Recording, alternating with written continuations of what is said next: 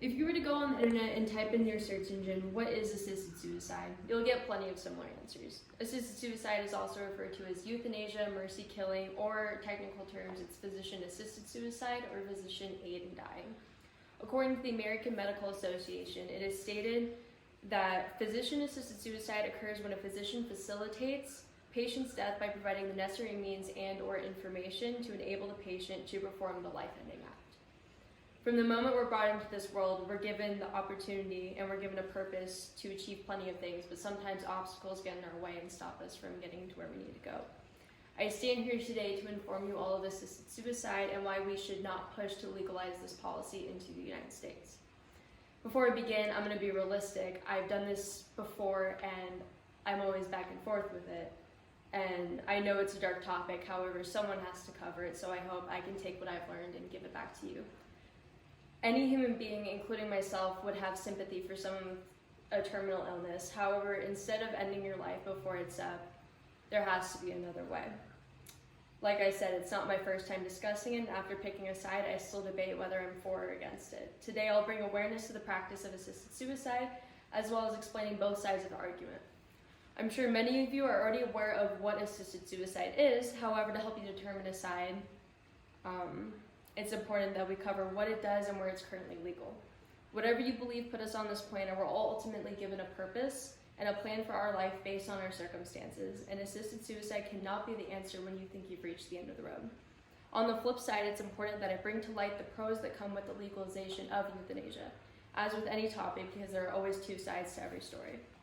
Let's begin and explore exactly where assisted suicide stands today. We've already learned the basics of what it is, but what does it entail, where is it practiced, and where do people stand on the issue now? In most cases, the practice of euthanasia is performed when a physician provides the patient with a lethal drug and the patient is authorized to take it at any time. Typically, the drugs that are going to be used are barbiturates, which are also known as sedatives.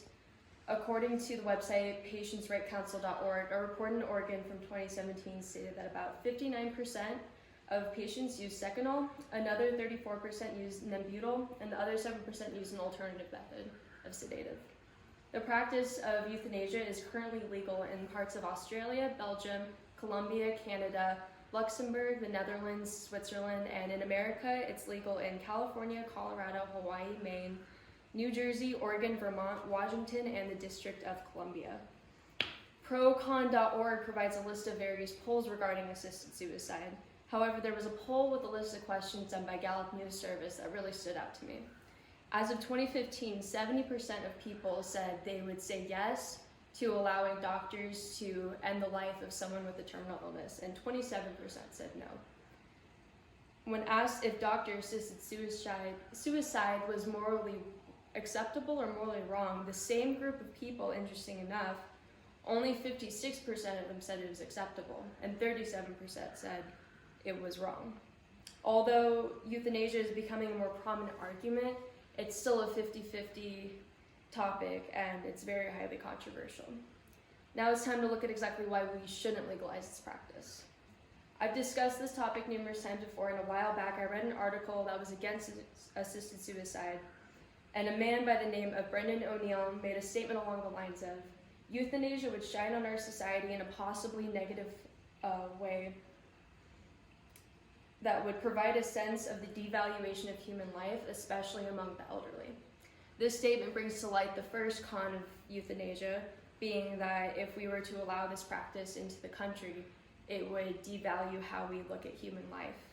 We could lose compassion for the life of others, especially those with terminal illnesses, and this might lead to mentally ill people feeling that it's more morally acceptable for them to commit suicide. When you think of a terminal illness, you think it's hopeless. However, between assisted suicide and the suffering that people feel in these diseases, they have certain methods of bringing comfort to people, such as palliative care, where they do everything in their possible power to make sure the patient is as comfortable as possible. According to the article written by the Christian Medical Fellowship, demanding for the right to die in legislation can and will turn into doctors having the right to kill. This was proven in the case of Nigel Cox. He was a rheumatologist who was found guilty after attempting murder of a rheumatoid arthritis patient by a lethal injection with potassium chloride back in 1991, and to this day, cases like that still happen. All in all, the idea of legalizing euthanasia will lead to a negative public conscience. Doctors will have too much power and can easily find loopholes where a voluntary assisted suicide becomes non-voluntary. And ending your life before your time is up hurts those around you, and it cuts off any possible chance you might have of a miracle. It's always important to look at the other side of the argument. So what are the pros of euthanasia? The backbone for this argument is that nobody should have to suffer, and just as we have the right to live, we should have the right to die. A story that stood out to me was the case of Diane Pretty. She suffered from a motor neuron disease, and essentially she felt like her body was disintegrating. The court denied her right to choose her death when she knew there was no cure.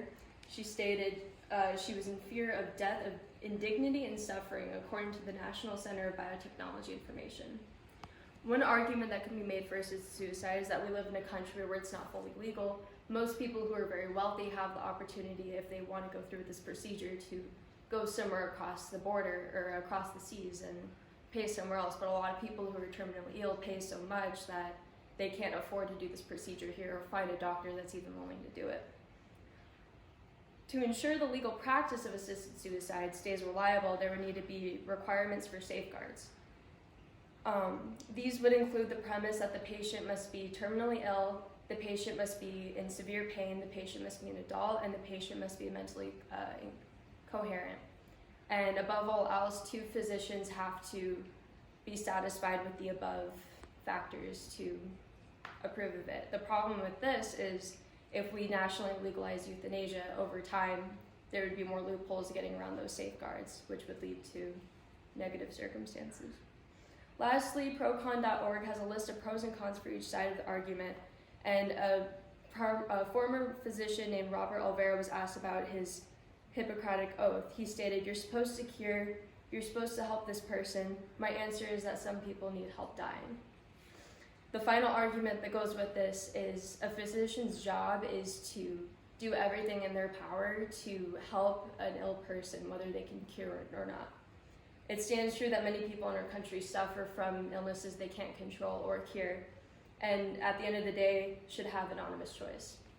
While these pros may be a compelling argument, there are many health and legal complications that come with euthanasia, and we can't allow this policy to go through. I stand here in front of all of you today, a 21-year-old girl at a public speaking course, and from where I'm standing, I see a lot of healthy and capable individuals. I do hope I can bring awareness to all of you of this pressing issue. I hope that you can take this information, although it may be very grim, and start a chain reaction speaking out against the policy and bringing awareness to everyone else. I hope if you do take anything from this, you learn that there are always two sides to every story, and while there are cons to it, there are pros that could save a lot of people suffering. Lastly, what can I ask of all of you? Be true to who you are, stand up for what you believe in, and never give up hope. Be the light for those who are having trouble finding their way, for we're Americans, and Americans don't give up. Hope has the ability to flatten mountains and drain oceans. When others are in pain, it can be simple to take the easy way out. But believe me, it could take a lot of courage to say you want to die, but it takes a lot more to say you want to live. Thank you. And this is my audience, and these are my notes.